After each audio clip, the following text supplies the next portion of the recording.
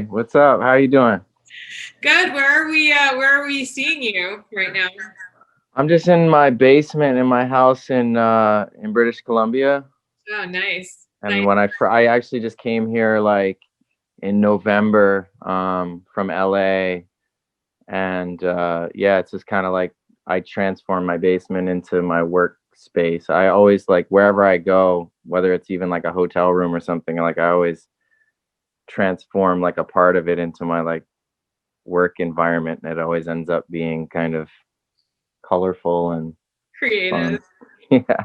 Yeah, actually, that's really awesome because thank you all for joining us today. I'm Liz Segran. I'm a senior staff writer at Fast Company and the author of a new book called The Rocket Years: How Your Twenties Launch the Rest of Your Life. And I'm here with Trevor, who is the genius behind Gucci Ghost, and we're going to talk about how fashion is art and art is fashion. And actually, Trevor, you do so many different things simultaneously. And so I really want to dig into that creative process. But before we dig into that, just tell us a little bit about your career, because it's a really interesting one full of twists and turns. So tell us all about it.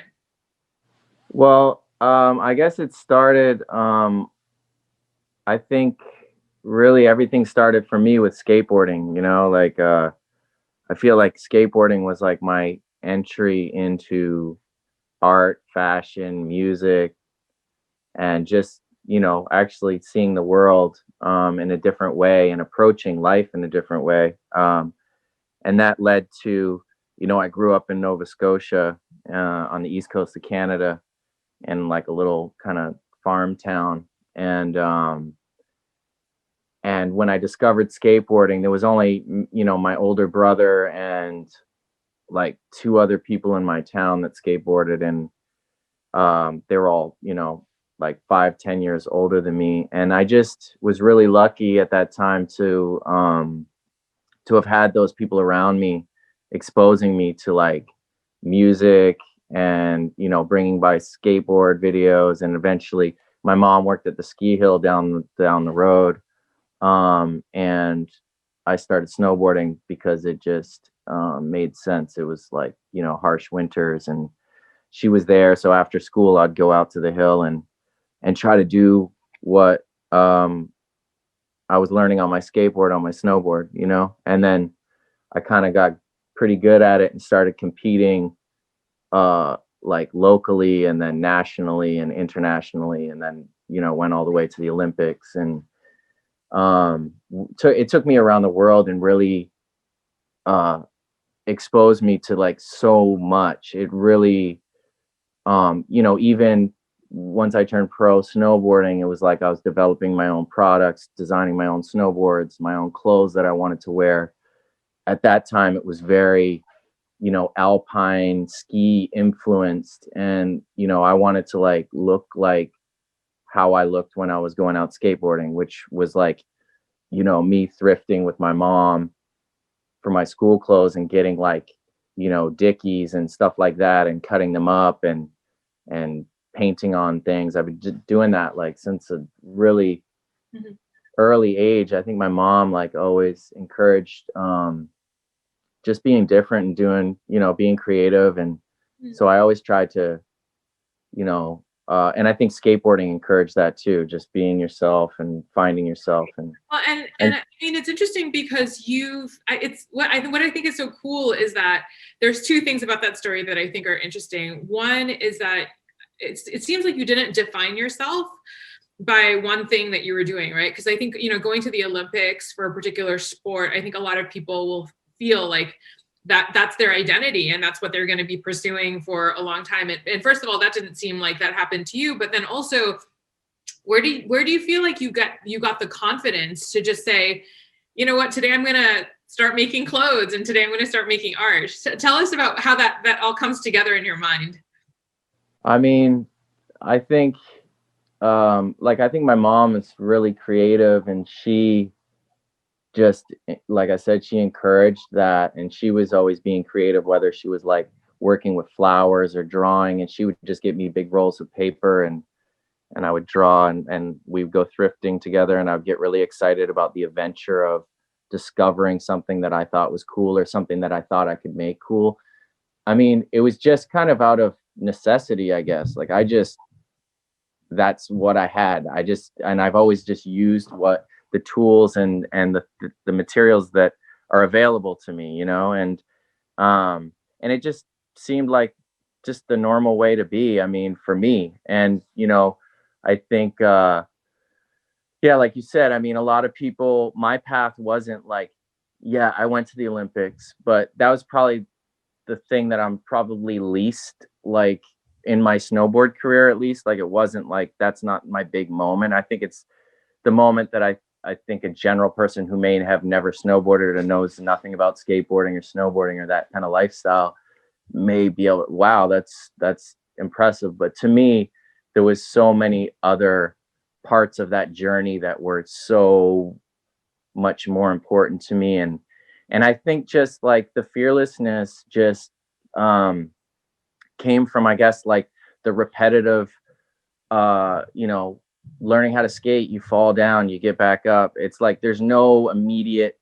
you don't just get what you just don't jump on a skateboard and be great at it, you know. It's like it really takes a lot of like trial and error, and it also takes a lot of kind of like creative vision. I don't really think like skateboarding and snowboarding, surfing, I don't really think of those things as like sports. Mhm. They take like a lot of athletic ability, but they're more like martial arts. They're more arts, you know. And I think, you know, as I got older and I was, you know, experimenting with more creative ways to be like, it just was natural to me because I think the community that I grew up in with skateboarding and snowboarding was very, you know, everybody, you know, filming your video part for the snowboard videos, like you would use your friend's music or your friend, the artist that like would do your graphic. I mean, I was trying to do everything. I wanted to make my own music for my snowboard part. I wanted to design my own clothes and boards and do my own ad graphics and layouts and concepts. And I really just enjoy like experimenting with different ways to express myself. I mean, that's just what I've been doing my whole life. I've been so lucky that at a young age, you know, I turned pro when I was like 16. I left home when I was like 14, 15. You know, I was on my own, and it just, that was my first job, you know. And it was, and that just kind of, that way of living, yeah, I just, it's the only way for me. It's like the idea of doing anything else but being creative, and that's what, I guess, if anything scares me, that probably scares me the most. So I'm constantly like throwing things at the wall and trying different ways to be creative, you know. Well, then tell us a little bit about then kind of the genesis of the Gucci Ghost project, because it seems like it was just part of like this mix of lots of different things you were doing. So tell us how that originated. Yeah, I mean, that started, Gucci Ghost started in like 2000, kind of the end of 2012, 13. At that point, I was like, I had kind of started to make my exit out of my snowboard career. I was like really, you know, in 2004, I kind of started I had a couple bad injuries, and I had time to sit out and recover, and I started experimenting with like making music, you know, and started writing songs, and so I guess like around, yeah, 2012, I was in a big transition moment. I was about to have my first kid, and I was like, you know, I was touring around with a band for a couple of years and making music, but nothing was like really enough to like support myself. And just, I loved it, but it was like, damn, like I gotta experiment with some other stuff. And I started shooting videos. I was doing some like videos for like Zoe Kravitz at the time. And that was like the first time I had like made something for somebody else. And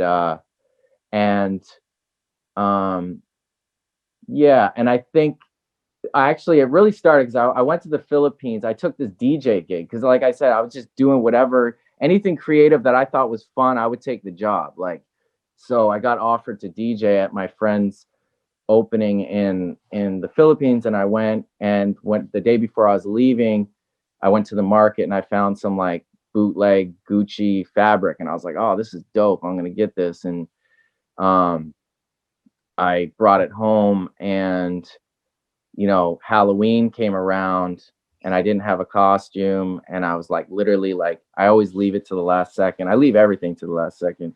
And I just put some eye holes in it, went out, skated around New York City, and I was fascinated by the fact that just instantly people knew what I was. It was like people would, oh, Gucci Ghost, and I was like, oh, that's rad. Like that I don't, and it wasn't like a thing, So from there I started drawing it and using it as a theme. I was really at the time just trying to, the first Gucci Ghost project was really an EP that I made. It was the Gucci Ghost EP, and I was really creating visual art for it and injecting that idea, like the Gucci Ghost, as almost like a mascot to whether it was like a film I did for Zoe, I'd have like the Gucci Ghost fly through it, or like the music, it was like the art was Gucci Ghost, and like and then I started putting the stuff up in the street because I thought it was cool how people responded to it. So I started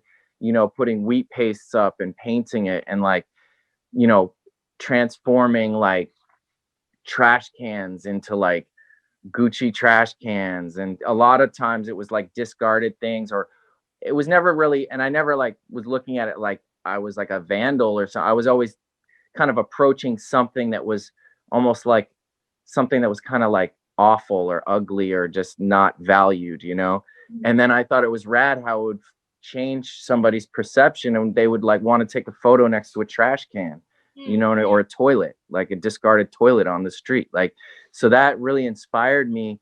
And then I kind of just further, as I got, I had a studio at the time in Brooklyn, and I transformed it into this kind of like Gucci Ghost universe where it was like I was playing my films and the whole thing was painted, and we were like, making music in there. And then I started, like, I remember I had to go to South by Southwest to shoot a video for Zoe, and I didn't really have any like nothing to wear. And I was like, and so I just like that day, like painted my whole outfit and like sprayed big G's on it. And like, that was like the first Gucci Ghost outfit. And I remember going down there and like people kind of responding to it. And I was like, I was like, damn, this shit is dope. Like, and then I started doing it more and people were asking me for it. And then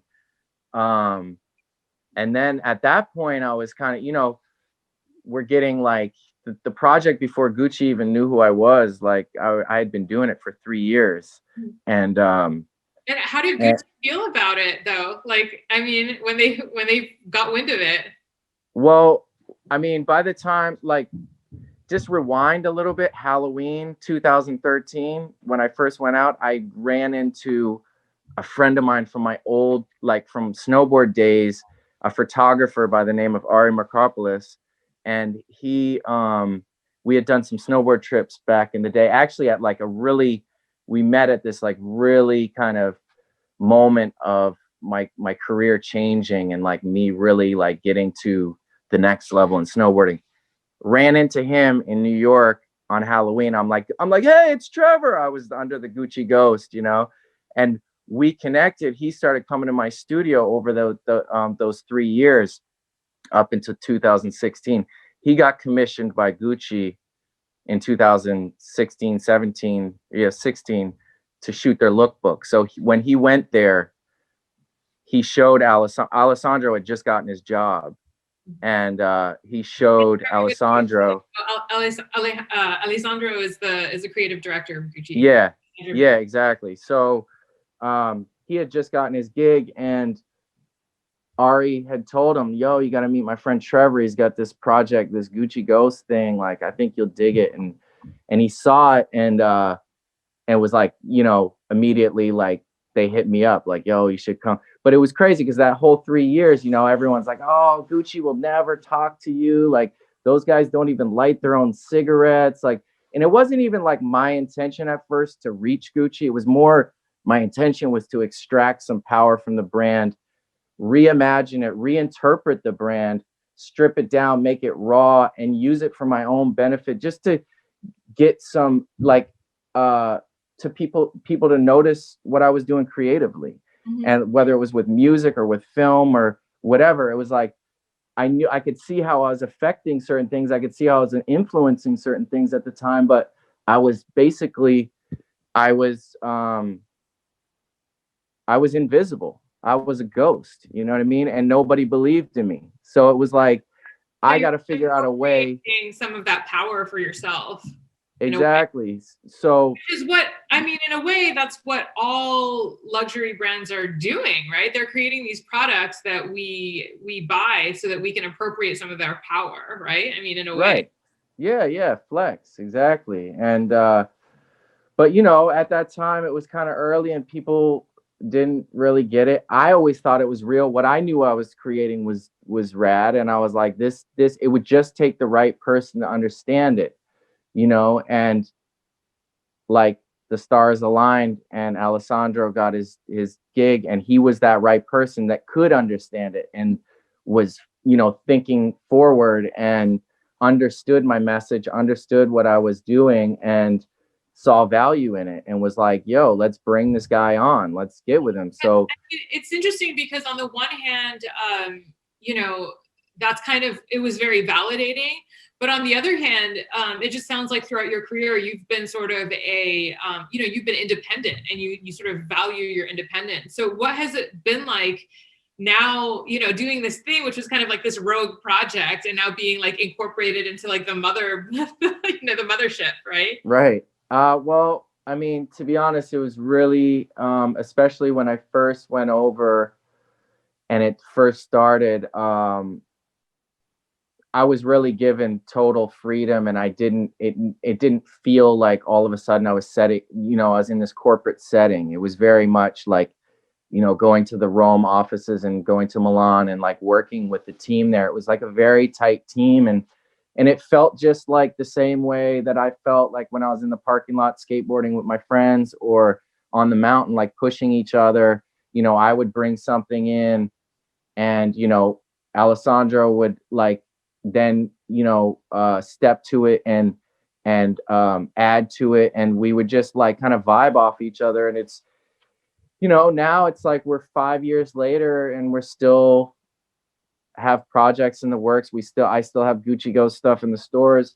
It's pretty amazing, and I think that even for them as a corporation, I think it's changed their perspective, you know, because I don't think that there's any collaboration that's lasted this long with a brand, with Gucci especially. I mean, and I, you know, it was kind of one of the first things that they told me too after we completed the first collection. It was like, you know, like things never happen twice in fashion. So like trying to kind of let me down easy before it was like, you know, but at the same time, I was like, damn, I've already put so much work into this. There's so many ideas across so many different mediums that, you know, aren't only clothing, aren't only one aesthetic. Like I've really put in a lot of thought and effort into, I kind of obsessed on it for a long time.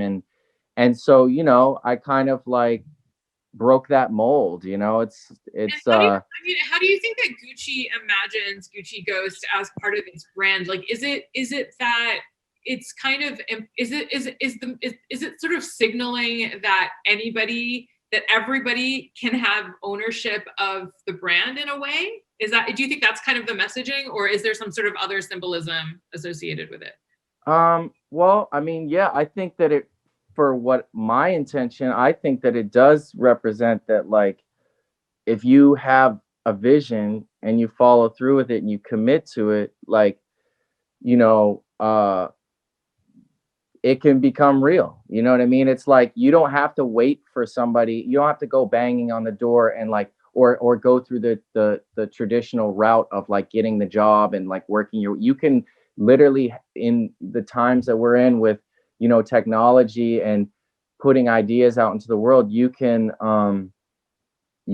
visualize it and make it become real. I mean, Gucci Ghost was really a manifestation project. It was just about, you know, like I could have turned away from it a lot of times. A lot of close people to me were like, yo, you're crazy. This doesn't make any sense. Like, it's, I think it's cool, but like you should probably move on.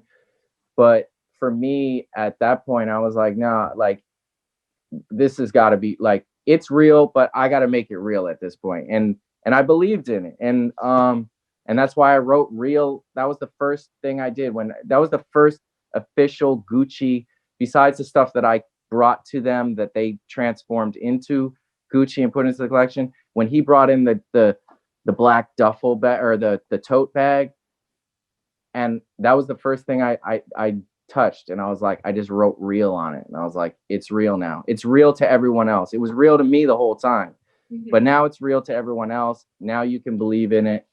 And obviously it was poking fun at real and bootleg and all that. Totally. But it was really also a bigger statement to me. And I think that from that moment, like it's kind of been a ripple effect. And I think that the culture has changed. And I think that, there's more collaborations happening with this kind of spirit, where it's like, just do it first. Like, if you want to do it, you can reach the brand. And if your vision is strong enough and it's on point, like, you never know what can happen. Totally. My final question is, as we've talked about in the past, this is just one of many projects you're doing. You have an art show that's happening in China, I believe, right? Yeah, in Shanghai. You're still doing music videos and just doing all kinds of stuff. So I guess my final question is, how do you juggle all of that, and how do you not get creatively drained when you just have so many different projects happening simultaneously?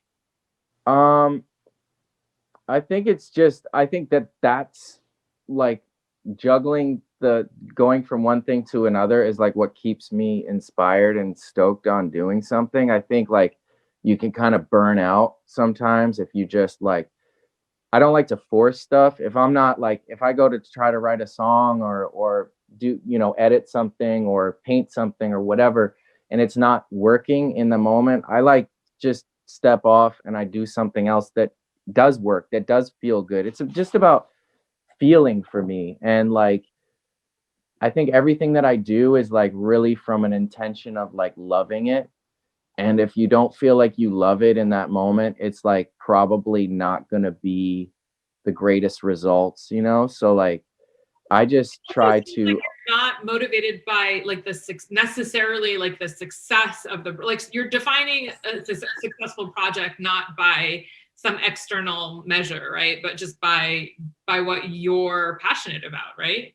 Yeah, because I believe that that's what leads to success, is being truly passionate and in the moment, and like loving what you're doing and losing track of time, and just that's what leads to success. That's where I feel like I've always been lucky in my life to, fall down paths of, doing things and being able to make a living doing what I love doing, just because I'm loving doing it. It's not because I said, oh, that looks cool and like I need to, like, that could make a lot of money or whatever. It's really just, I truly love everything that I'm doing, from, skateboarding, snowboarding, the music, film, fashion, art. Like, I love creating. That's just what I want to do for the rest of my life, So I work hard and I am determined and I don't give up, but I don't like to, I have enough things going on, like so many pots on the stove, that I can like kind of juggle.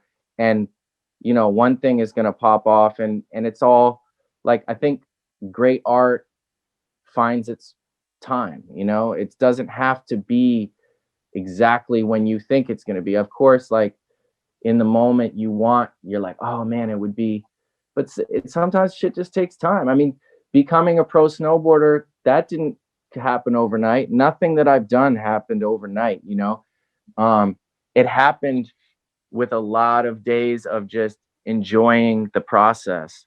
And you got to love the process, or you can never get to that end goal, Totally. And I think, a lot of people are joining this because they're super into the Gucci ghost concept. And, they have their own ideas about something that's similar. But I think like the important part of your story is that, you know, it's been it took like 3 years of you doing stuff, you know, without Gucci even knowing who you were before it took off. And, you know, it's important to remember that was part of it. And like, you didn't expect this to become what it is. It was just something you really loved doing, right? Yeah, exactly. Exactly. It's all about the love, you know, it's really with anything, you know, but Well, thank you so much. This has been a great conversation, and I just can't wait to see what you're going to be up to next. I'm psyched about your next art show that hopefully when the pandemic is over, we can all go see it.